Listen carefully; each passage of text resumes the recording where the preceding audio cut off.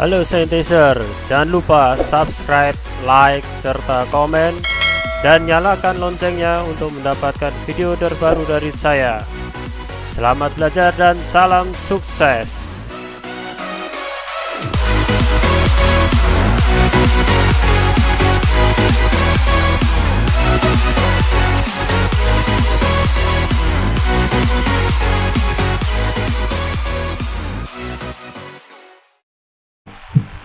Halo Scientizer, kali ini saya akan memberikan tutorial bagaimana membuat penjadwalan project dengan menggunakan format RAP di Excel dan kita migrasikan ke MS Project seperti di layar ini teman-teman. Jadi di sini kita ada kolom-kolom yang kita sesuaikan dengan RAP yang berada di Excel seperti contoh yang di sini. Jadi kita samakan sampai hingga pekerjaan, satuan, volume, harga satuan, jumlah harga sampai ke bobotnya.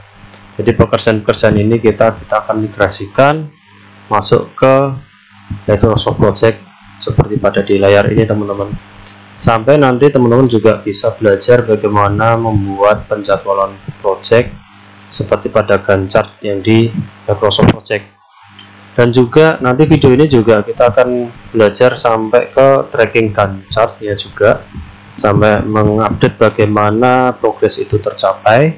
Serta yang terakhir itu adalah kita akan belajar membuat format RAP, sehingga nanti teman-teman apabila sudah memiliki format tersendiri, teman-teman tidak harus membuat ulang lagi.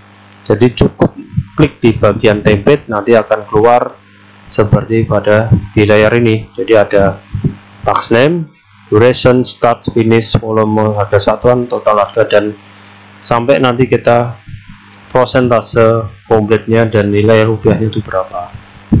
Oke, sebelum menginjak ke tutorialnya, jangan lupa kalian tekan subscribe dulu, like, dan berikan komentar supaya saya bisa memberikan tutorial-tutorial perihal penjadwalan project.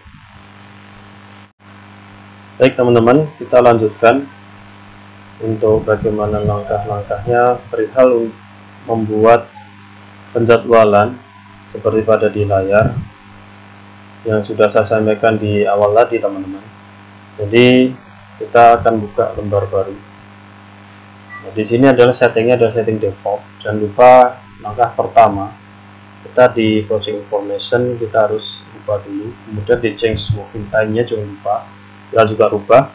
Dan bagi teman-teman yang masih pertama kali menggunakan Microsoft Project, kita setting dulu di bagian project optionnya. Kita cek lagi ya, di file, option, kemudian kita cek di sini displaynya, apakah satuan teman-teman di komputer ini sudah menggunakan nilai rupiah. Ya, di sini saya sudah tersetting dan nilai rupiah. Kemudian kita juga cek di sini pekerjaan ini secara default dia dimulai dari pukul 8 sampai ke pukul 17, artinya dia memiliki 8 jam per hari dan durasi per minggunya adalah 40 jam ya teman-teman, seperti ini. Oke, kemudian setelah itu kita cek di project information, kita akan start date-nya di tanggal berapa. Nah, untuk belajar kali ini kita samakan dulu di start date-nya. Di sini saya memulai di tanggal 17 November tahun 2023. Ini kita setting dulu di project information tanggal 17 November.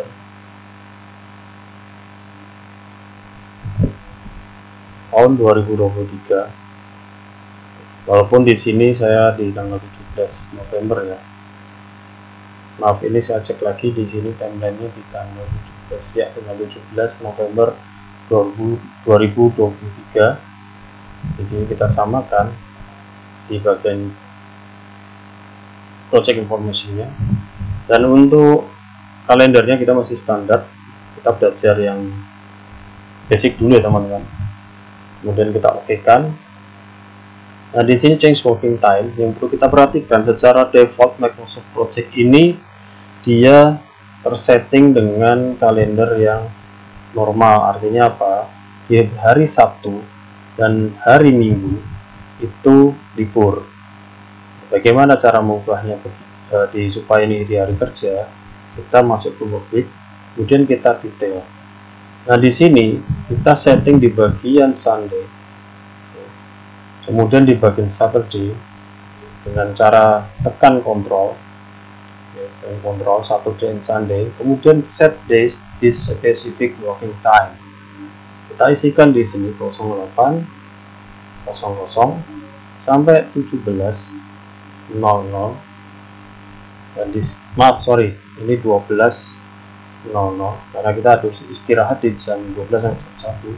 Kita lanjutkan jam 13.00 sampai dengan 17.00 ya.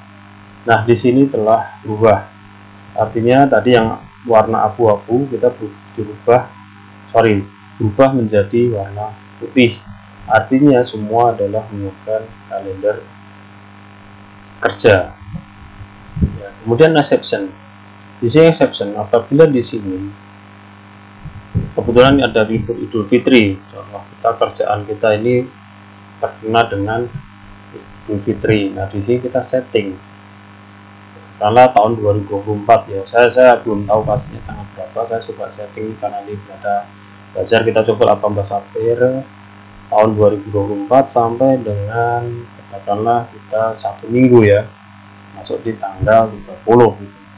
Nah, di sini adalah exception Idul Fitri di tanggal 18 April 2024 sampai tanggal 30 April 2024 itu libur, tidak ada kegiatan. Jadi di sini terasir. Nah, dikarenakan tadi proyek kita hanya sebentar, tidak terkena dengan April, enggak sampai dengan April, artinya tidak ada masalah apabila teman-teman tidak memberikan tanggal khusus untuk libur di sini, karena ini akan pengaruh di dalam penjadwalan proyek. Oke, kalau di contoh ini kita selesainya nanti itu berada di bulan 12 ya, tanggal 2 di sini. Maaf, tanggal 4 di sini, tanggal 4 bulan 12 tahun 2023. Artinya pekerjaan ini tidak terkena dengan libur lebaran. Oke, sampai sini sudah kita setting, change working time sudah, kemudian di project information ini sudah. Kita jangan lupa saving dulu ya teman-teman. Kita save, kita coba masukkan ke folder yang kita inginkan. Kemudian di sini nanti saya masukkan ke folder untuk tempat tutorial video tutorial ini. Kita akan tulis latihan penjadwalan aspal. Oke, kita save. Nah, di sini tampilan masih dengan dengan defaultnya teman-teman. Nah, nanti cek lagi di option, apakah di sini nanti juga ada schedule teman-teman. Di sini secara default penjadwalan ini masih menggunakan sistem manual. Nanti kita akan bagaimana membuat jadwal itu otomatis. Nanti kita akan bisa setting di bagian ini teman-teman. Sebentar, saya akan cari di bagian project, maaf di bagian, nah di sini auto schedule ini belum aktif ya, karena nanti kita akan isi dulu penamaannya, startnya, kemudian nanti kita tentukan predecessornya. Oke teman-teman, kita akan lanjutkan. Untuk tahap pertama, kita isikan di bagian task name dari format ini, dari format Excel juga bisa teman-teman. Saya akan coba masukkan.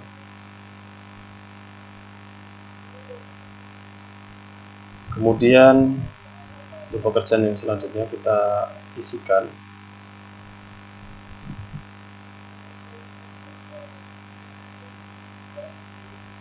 terusnya ya. Jadi nanti akan terisi penuh dengan sesuai dengan format Excel yang kita buat.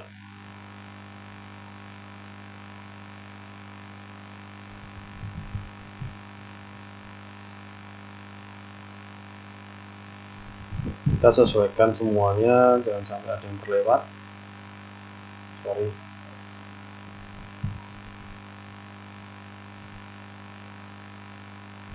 Oke. Nah, di sini sudah selesai. Kita sudah samakan ya tadi di sini. Untuk pekerjaan ini ada 1, 2, 3, 4. Ada 3 subbab A, B, C, pekerjaan persiapan, pekerjaan tanah, dan pekerjaan konstruksi, kekerasan jalan.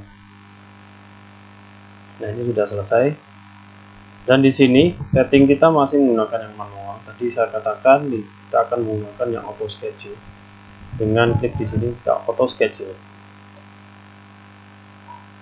Nah, di sini sudah keluar durasi start finishnya. Tadi start kita di tanggal 17 November tahun 2023, dan ini masih belum kita setting durasinya, sehingga gancarnya sebelah kanan ini masih default seperti ini. Jadi menganggap penjadwalan ini kita belum setting, dianggap 1 hari semua.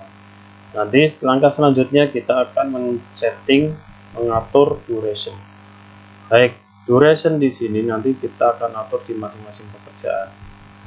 Contoh, di bagian mobilisasi kita perlu 1 hari, vibro-roller kita 3 hari, dan seterusnya sampai ke pekerjaan decode. Oke teman-teman, di sini satuan saya menggunakan satuan hari ya teman-teman, karena kita bicaranya day per day. Nah, yang akan kita monitor. Saran saya Microsoft Project yang teman-teman buat menggunakan hari ya. Oke.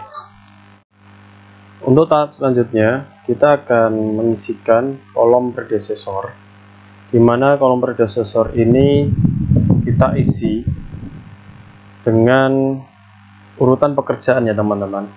Jadi seperti di contoh ini predecessor yang sudah saya buat sebagai berikut. Jadi penjelasan seperti ini. Angka 3 ini adalah angka yang bagian baris ini, mobilisasi.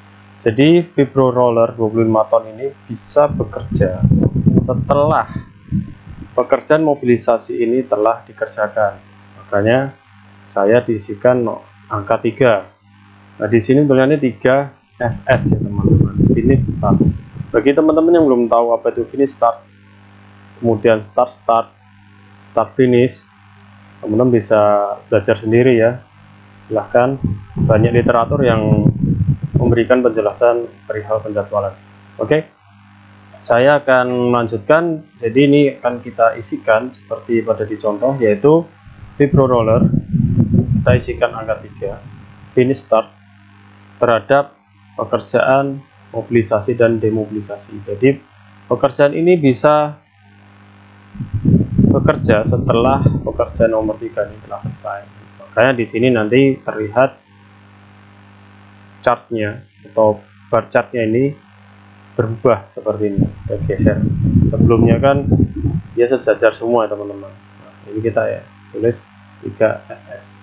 Oke, kemudian eskavator untuk leveling kita juga isikan di sini. Saya contohnya menggunakan 3 FS juga. Kemudian tes CPR lapangan, mobilisasi demobilisasi itu bisa dikerjakan setelah dari poin nomor 4 dan nomor 5 ini telah selesai dikerjakan. Oke, kita isi. Ini adalah 3 FS. Kemudian ini nomor 4, nomor 5 FS. Kemudian survei lapangan. Oke, survei lapangan di sini saya setelah pekerjaan nomor 6 itu diselesaikan. Nomor 6 FS maksudnya seperti ini. Oke, ini sudah menyusun secara otomatis. Baik, untuk pekerjaan huruf base course di sini sesuai contoh, huruf base course ini saya bisa dikerjakan setelah pekerjaan tes CPR lapangan itu selesai dan ada jeda 3 hari setelah pekerjaan dari nomor 6. Jadi tes CPR nomor 6 selesai, saya kasih jeda 3 hari. Karena apa? Karena ada pertimbangan kita harus mengetahui hasil dari tes CPR lapangan itu sendiri.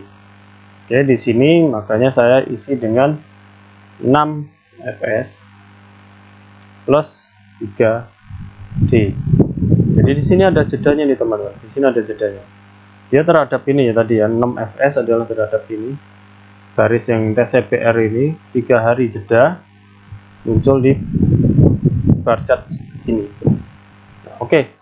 Untuk yang pengadaan air, itu kita masukkan dari 9ss start karena dia pekerjaannya harus bersamaan, 9ss.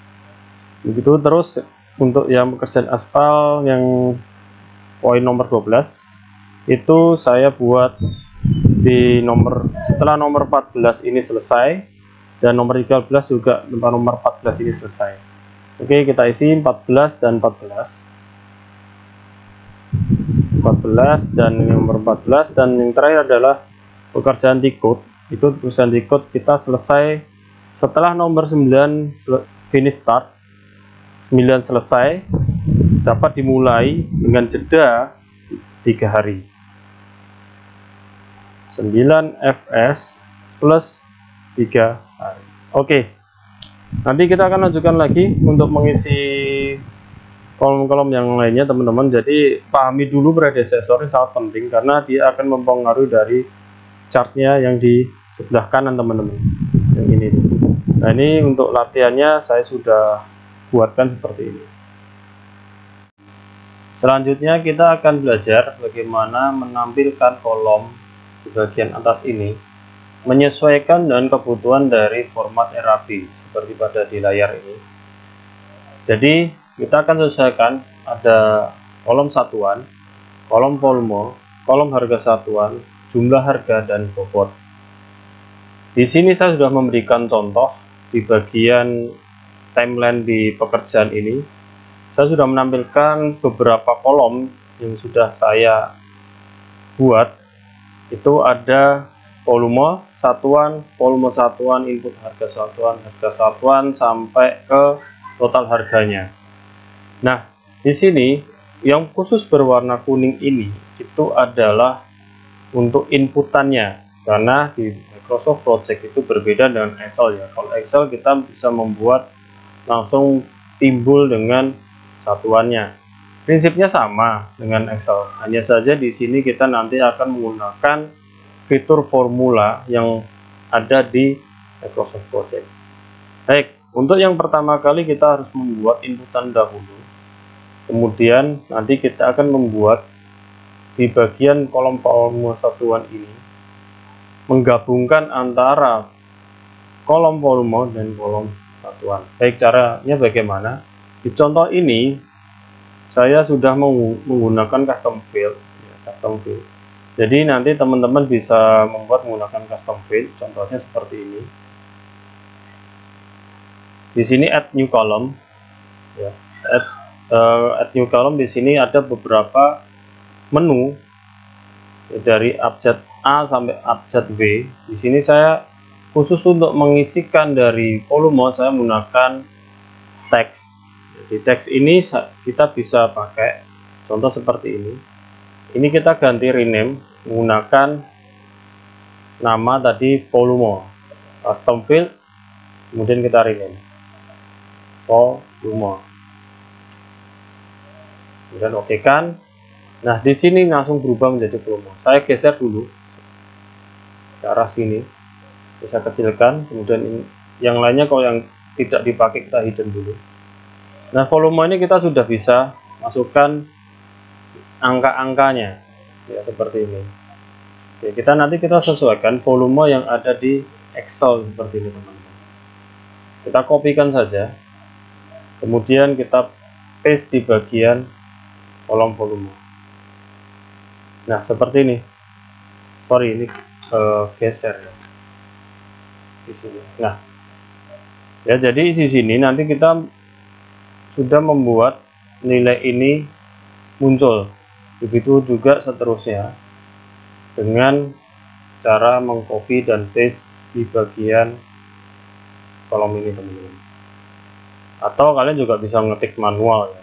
Tapi ini lebih cepatnya kita bisa copy paste. Nah, ini udah selesai. Ingat ya, di sini kita custom field. Nanti kita pilih di teks yang masih kosong.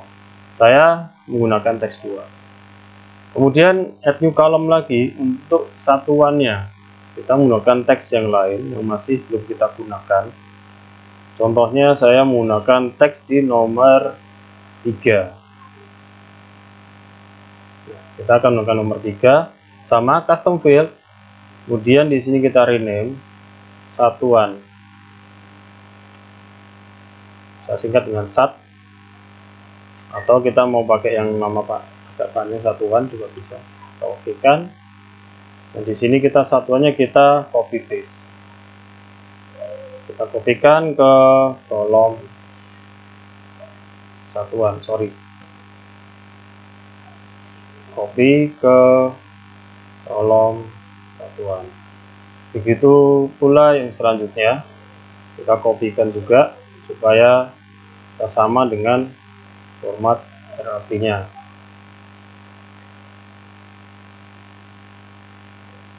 Nah, ini udah selesai teman-teman. Kemudian ini saya blok warna kuning dulu.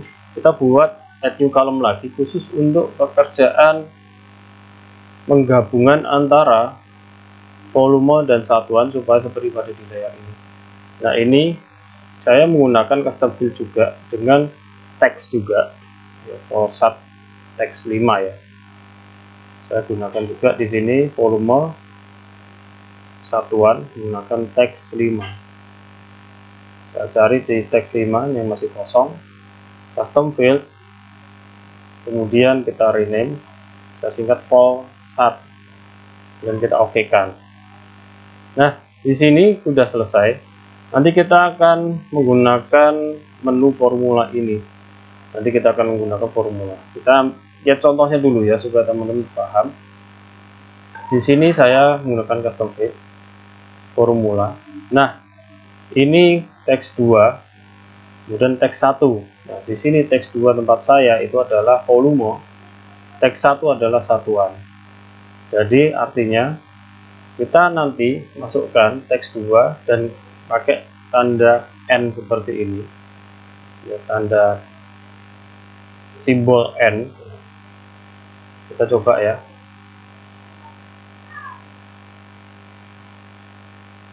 Klik kanan, custom field, kemudian kita mainkan ke formula, matikan saja. Nah, tadi kita volume ya, kita mainkan di volume dengan satuan, berarti teks 2, saya pakainya teks 2. Teks custom teks 2 tadi. Nanti kita teks 2. Kemudian N, tanda petik, spasi, petik, N lagi, kemudian kita masukkan yang satuannya.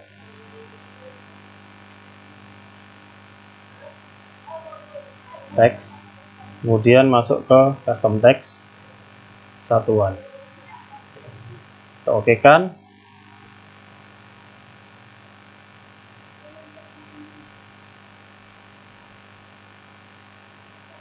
Oke, nah ini sudah selesai teman-teman. Jadi dia langsung menggabungkan dengan antara kolom volume dengan kolom satuan. Oke teman-teman, sebelum kita melanjutkan materi kita bagaimana membuat kolom harga satuan dalam satuan rupiah, nanti juga kita akan membuat input harga satuannya dan menampilkan nilai rupiahnya. Sebelumnya ini saya ada langkah yang terlewat di awal. Jadi ini bagian tax name kita harus lakukan indent tax ya, supaya kita akan mendapatkan level 1, level 2, level 3 pada di WPS ini. Jadi dengan cara kita indent tax seperti ini.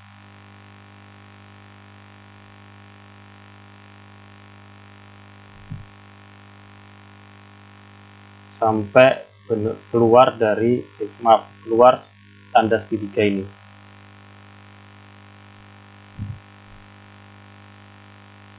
Oke, sudah selesai. Nah, nanti kita akan membuat kolom di sini, input harga satuan. Kita mencari menggunakan teks yang masih kosong. Saya menggunakan teks 4. Saya akan ganti input harga satuan.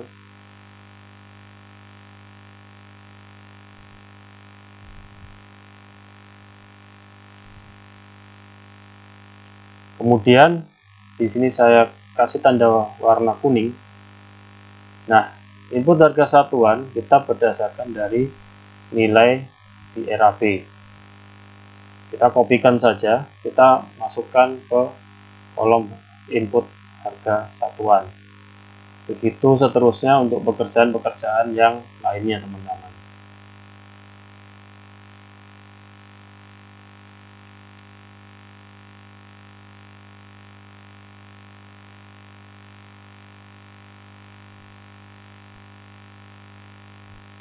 Oke, ini input harga satuannya sudah selesai.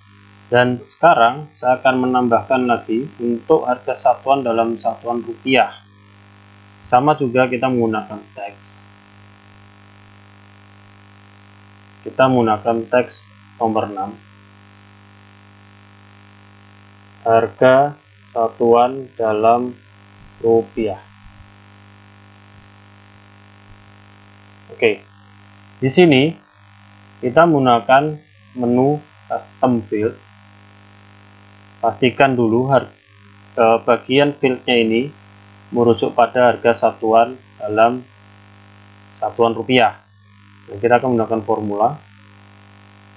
Karena kita akan menggunakan karakter rupiah, diawali dengan tanda petik, tulis rupiah, Rp, simbol Rp, tanda petik. Kemudian kita akan gabungkan dengan teks dari harga satuan yang tadi barusan kita input. Oke. Kemudian tanda petik kembali, spasi, tanda petik, simbol N. Kemudian kita cari di sini teks, custom text, input harga satuan. Dan kita oke-kan. Oke. Ini keluar, teman-teman. Ya, sudah keluar. Artinya kita sudah sama dengan format RAP yang pada di Excel, teman-teman. Nah, ini latihan sudah kita input dengan harga satuannya. Nah, di sini nanti kita bisa setting align title-nya, align datanya. Kita coba-coba ya, teman-teman ya. Nah, kemudian kita akan membuatkan bagaimana total harga satuan ini. Oke. Kalau di sini kita diambil yang kita contoh ini, total harga satuan dan sama dengan custom field, hanya saja kita menggunakan cost. Oke, kita akan buat menggunakan cost. Kita add new column lagi.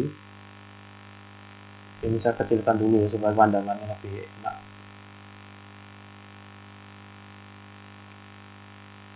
Total harga satuan kita menggunakan cost. Cost yang masih kosong adalah cost 1, cost 2. Kita coba pakai cost 2. Total harga satuan dalam rupiah. Oke. Kemudian di sini kita akan melakukan perkalian, teman-teman. Sama kita menggunakan custom field. Menggunakan formula. Kemudian di sini teks 2 ini nanti kita harga satuan dikalikan dengan volumenya. Oke, kita akan buat rumusnya. Klik kanan, custom field. Ingat ya, di sini fieldnya kita harus menunjuk ke kolom yang akan kita buat. Formula. Di sini kita teks yang kita akan gunakan adalah teks input harga satuan dalam rupiah ya, teman-teman. Kemudian dikalikan volume. Teks custom text vol sat. Ingat ya, di sini vol sat. Kemudian kita oke-kan. Oh, sorry, ini ada kesalahan. Kita ulangi ya teman-teman, kita coba fill custom text, kita pakai volume text 2 kali custom harga satuan.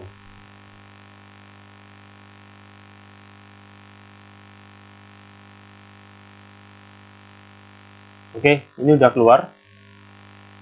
Jadi kita perkalian antara volume, kita kalikan dengan volume yang tanpa satuan ya, dikalikan dengan input harga satuan. Ini adalah hasilnya di kolom total harga satuan dalam rupiah. Nah, bagaimana untuk menampilkan yang di atas ini teman-teman? Kok di RAP kan di sini ada contoh nilai keseluruhannya ya, ini saya buat di bawahnya yang warna tebal ini. Dan kok di timeline ini adalah di bagian atas ya contohnya ini.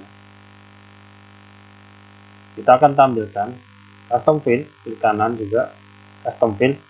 Kemudian di sini pakai roll up di sini. Kita pilih yang sum. Oke kan. Nah, dia keluar 1,309. Jadi nilai kontrak kita sama 1,309 sama dengan yang dicontoh. Pasti teman-teman juga bertanya-tanya, ini kenapa kok ada selisih, ini pembulatan teman-teman ya. Kita pembulatan di sini. Oke, di sini kita udah mendapatkan nilai total harga satuan, kemudian kita udah membuat input harga satuan dan membuat volume yang telah kita jelaskan tadi. Selanjutnya nanti kita akan membuat bagaimana membuat bobot nilainya, nanti akan saya jelaskan. Nah, apabila teman-teman ini masih kurang lebar, nanti kita bisa atur kolom-kolomnya yang tidak kita butuhkan. Contoh ini kita hide dulu ya. Jadi kita perlukan adalah seperti ini. Oke. Nah, selanjutnya saya akan jelaskan bagaimana menampilkan WPS di sini. Saya akan insert column. Kita cari WPS supaya kita ada penomoran teman-teman. Kita cari yang WPS. Oke, ini keluar. Tadi saya sebutkan ada level 1, level 2, level 3. Ini ada yang dimaksud. Ini ada level 1, ada level 2, dan ini adalah level 3. Oke teman-teman, saya akan lanjutkan ke materi bagaimana mencari bobot prosentase. Nah, ini bobot prosentase.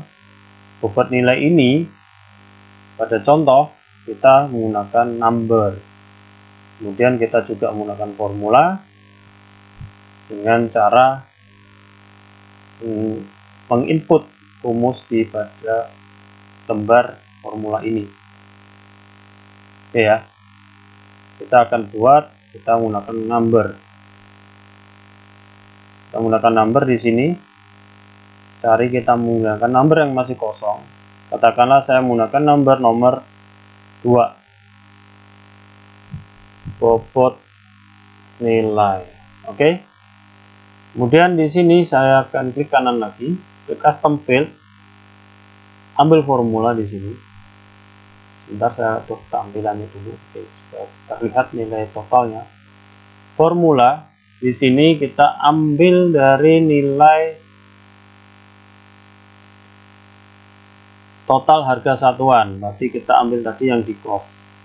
Kemudian yang di cost ini kita cari ya, cari yang custom cost, total harga satuan di sini. Kita bagi, nah dibaginya adalah nilai total harga dari pekerjaan.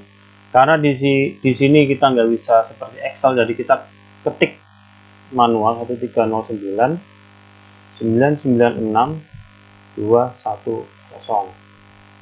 Oke, kita coba. Maaf, kali 100. Coba kita dapat desimalnya. Kita oke kan?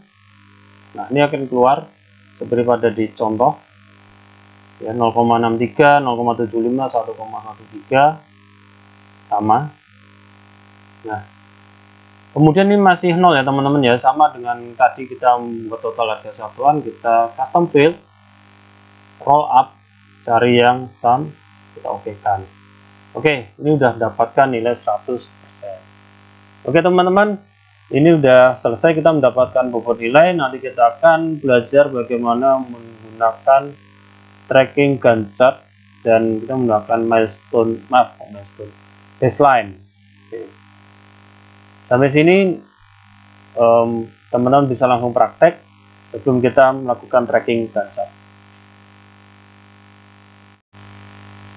Teman-teman tadi sudah bisa membuat dari volume satuan, kemudian bagaimana cara membuat harga satuan dan ambil total harga, dan yang terakhir tadi kita membuat bobot nilai.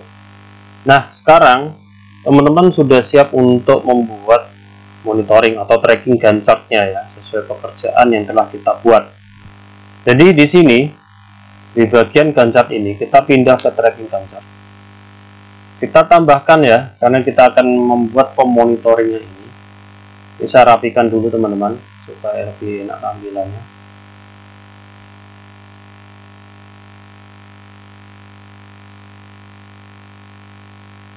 Oke ya. Di sini nanti kita akan membuat persen komplit seperti itu. Kalau ini tidak kita gunakan, kita hide dulu.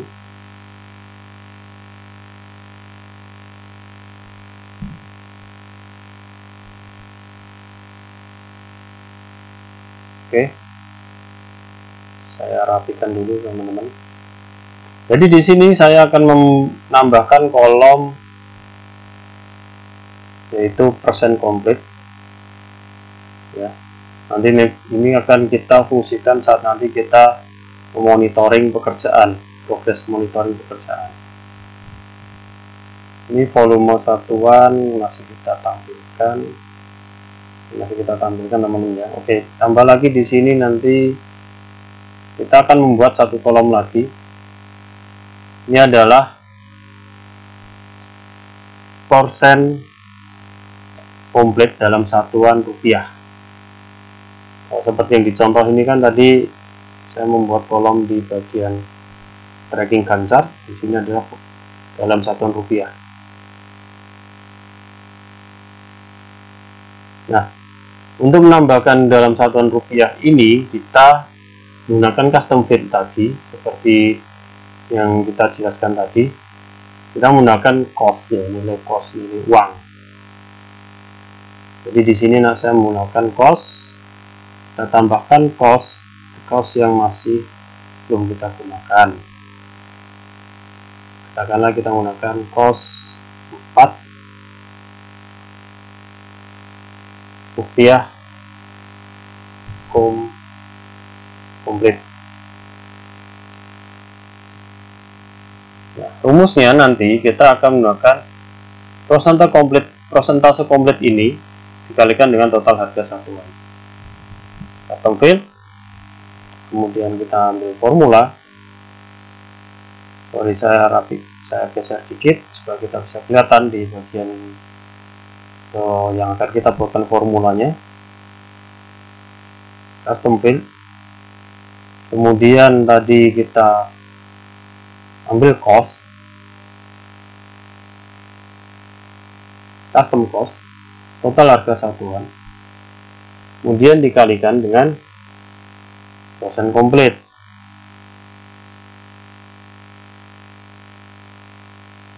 Sebentar, saya cari dulu teman-teman ya, persen komplit. Oke, kita coba ya. Oke, apakah jalan?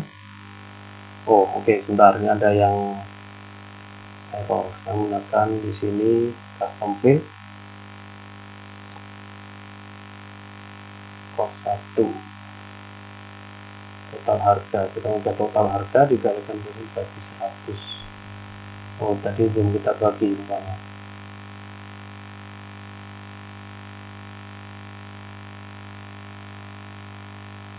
Di dalam kurung kita tambahkan bagi 100. Bentar, ini belum keluar juga nih.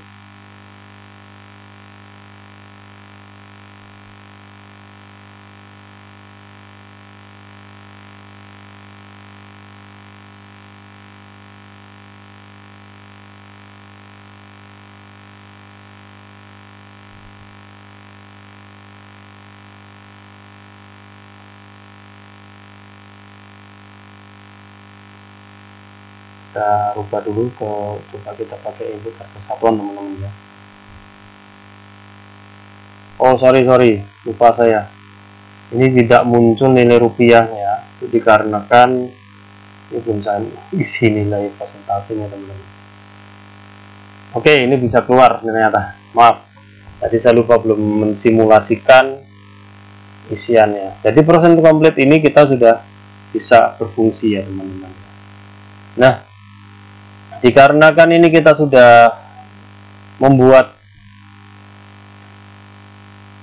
tracking Gantt chart ya, di sini kita mainkan ke baseline supaya jadwal ini kita bisa tahu kemajuan progresnya. Ini coba kita nolkan dulu.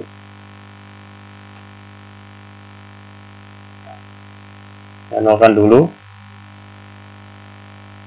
Ini saya tata lagi teman-teman, ini yang kurang kecil tampilannya. Oke, nah ini. Nah, ini kita akan buat set baseline karena supaya project kita ini tidak sudah kita kunci ya. Kita set baseline di bagian project, set baseline, kemudian kita ambil yang baseline di sini, kemudian klik OK. Nah, ini dia muncul abu-abu di sini.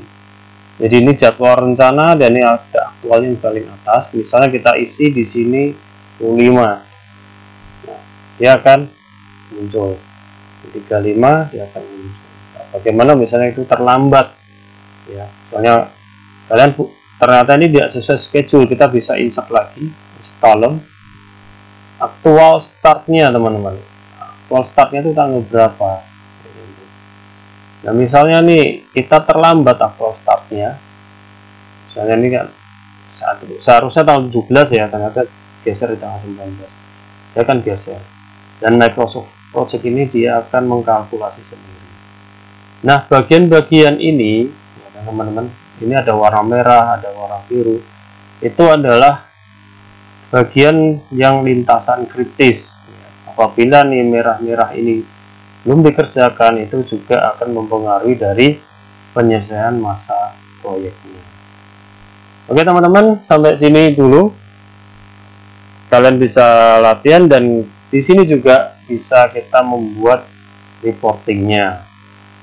Bisa kita membuat pakai kertas A3 ya, saya lebih suka pakai kertas A3, tampilannya lebih luas, lebih lebar, dan kita bisa setting di sini. Startnya mau tanggal berapa kita mau tampilkan, misalnya kita mau tampilkan di tanggal 16, dia akan buka di sini. Kemudian ini kita end date-nya tanggal berapa ya. Nah itu untuk sebagai format laporannya.